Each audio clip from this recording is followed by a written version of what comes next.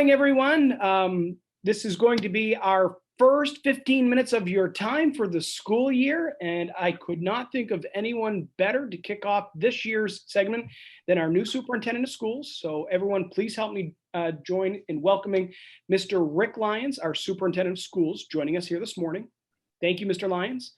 Thank you very much. I really appreciate you taking the time to share some words of wisdom with our students, to have a chance to introduce yourself. So maybe we could kick off there and talk a little bit about you're now the superintendent of schools for RSU 29. Can you talk about some of your background? You did grow up in Aroostook County. You have a history in teaching and administrative experience. So can you talk about that a little bit? Yes, I'm very pleased to do that. Let me start from the beginning. I was actually born and brought up about 45 to 50 miles from here in a small town called Masardis. Population approximately 200, give or take 1 or 2. I went to a 4-room schoolhouse, kindergarten through grade 8. From the Masardis Elementary School, they merged with the Ashland school system. So I'm a graduate of Ashland Community High School, 1971. Going back to the elementary school, I was one of a class of 12. From the Ashland High School, I then moved on to the University of Maine at Fort Kent, where I majored in mathematics for 2 years. I then transferred to the University of Maine at Orono. I graduated in 1975. I accepted my first teaching job in St. Albans, Vermont, which is just about 25 miles north of Burlington, right on beautiful Lake Champlain. That was in 1975, which ironically, if you follow the Olympics, was the year the Olympics were held in Montreal. And I went to that, it's about an hour drive to Montreal. I spent 1 year there and then returned to Maine. And I went to Washburn, which is sad, 45, and taught there for 2 years. I married my high school sweetheart. We're still married, 43 years, I believe we're at now. And we moved to Orono that year, and I took a year off in teaching in Washburn and attained my master's degree. I then was hired as a principal in SAD 1, Presque Isle. And I became a principal at 26 years old. And I was a principal in SAD 1 for 11 years. I left SAD 1 in 1990, and I assumed the superintendency in SAD 68, which is Dover Foxcroft.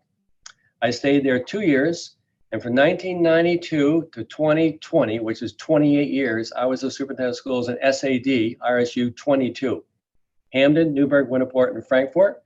And for obviously, probably all of you know that our high school there is Hamden Academy. I left Hamden last year for the 2021 school year that we all obviously remember very well.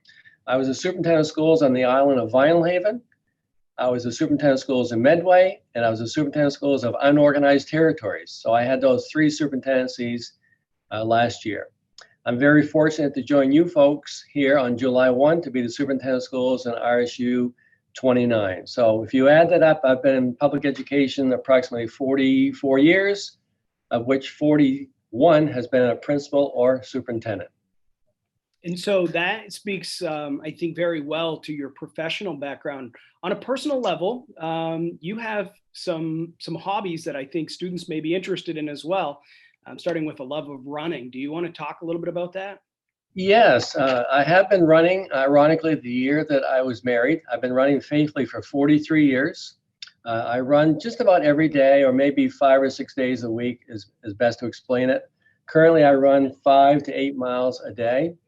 But over my running career, if you will, I have run a total of 40 marathons.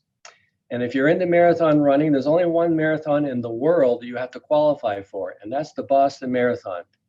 And I was very fortunate to run the Boston Marathon 18 consecutive years. And at that point, my goal was to run 20 consecutive, but unfortunately, I ruptured my Achilles tendon at the University of Maine Marathon.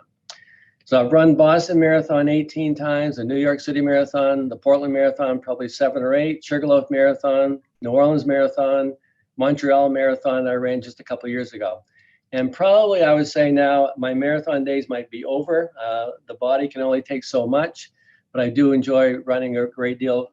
I believe it complements my superintendency job a great deal because I like running alone, and you can plan that whenever you want to do it and wherever you want to do it. And it's a great stress reliever, and I believe in taking care of oneself, no matter if you run, if you golf, if you walk, whatever you do, to have something other than a sedentary lifestyle. And you shared with me in a conversation a week or two ago that you were actually at the Boston Marathon in 2013. And can you talk really briefly about that? I'm sure Yeah, students may be yeah, interested. yeah, yes, I was. I finished the marathon about 40 minutes ahead of the bombing.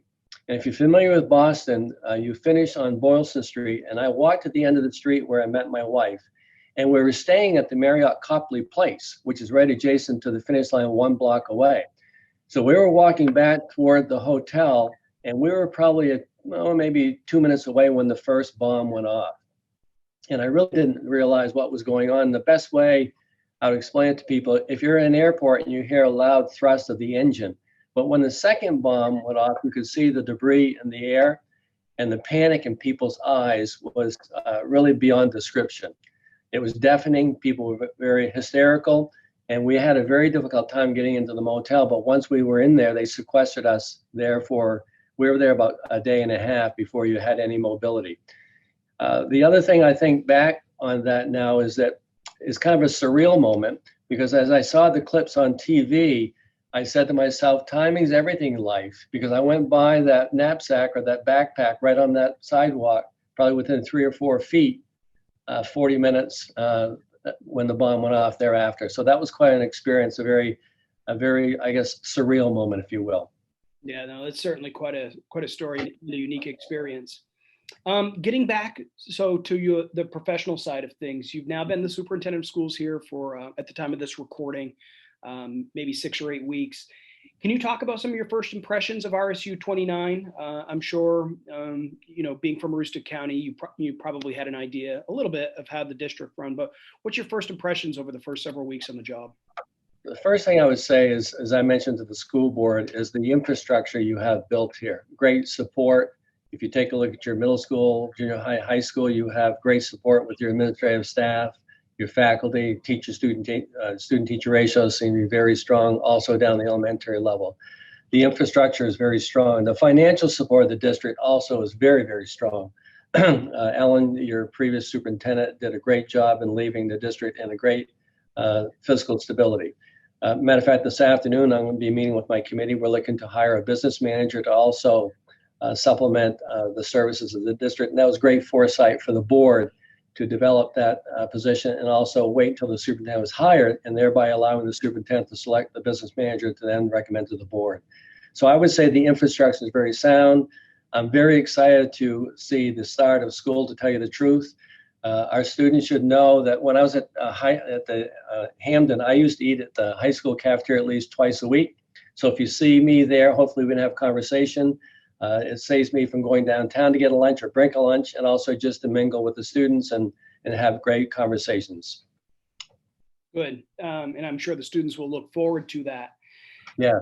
Let's talk about as superintendent of schools. I have to believe that one of your highlights of your year each year is being able to hand diplomas and assign those and hand them out at commencement. But in order for students to get to that point to where they earn a diploma, what expectations do you have of students? What are you looking for in a student?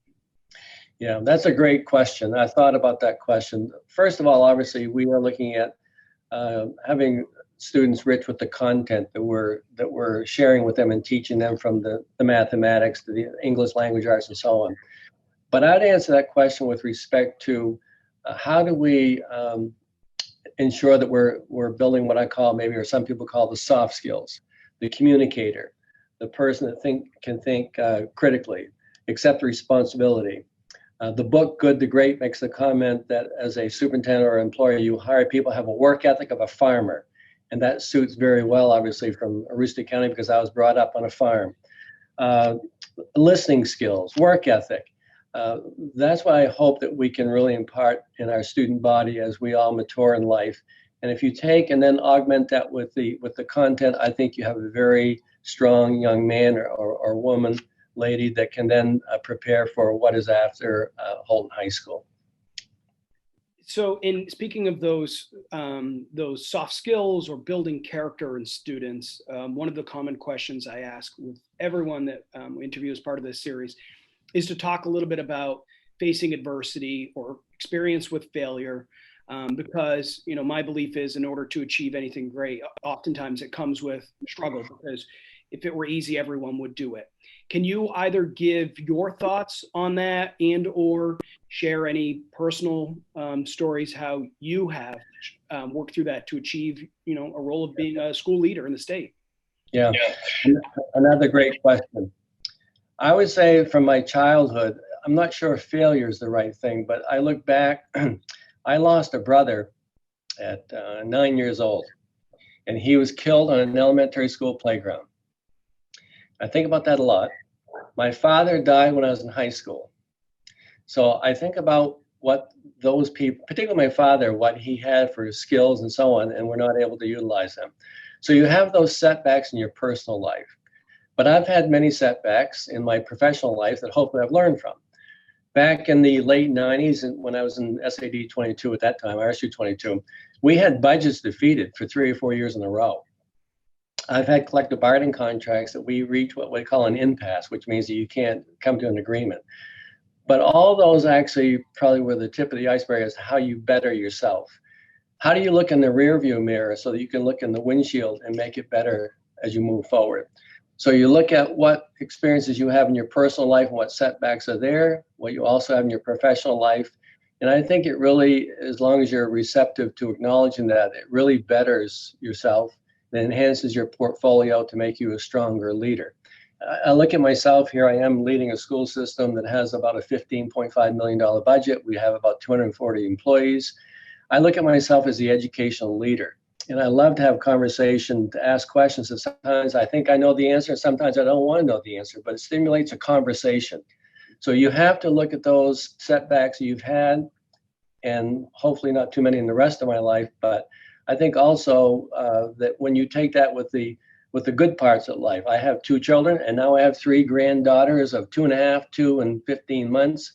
And you look every morning at the benefits of that. So how do you learn from your setbacks and disappointments? But the glass is always half full in my life. And how do you look at that from that viewpoint? Is the glass is half full and you move forward and you make every single day better than the previous day. I would agree that that's some very valuable advice and perspective for our students watching. Mr. Lyons, welcome back to Aroostook County. We're so glad to have you here in RSU 29. And super appreciative of you taking some time to introduce yourself to students. They will see you throughout the hallways, in the cafeteria, sometimes at activities, and thought this was a good opportunity for you to get to share a little bit about yourself.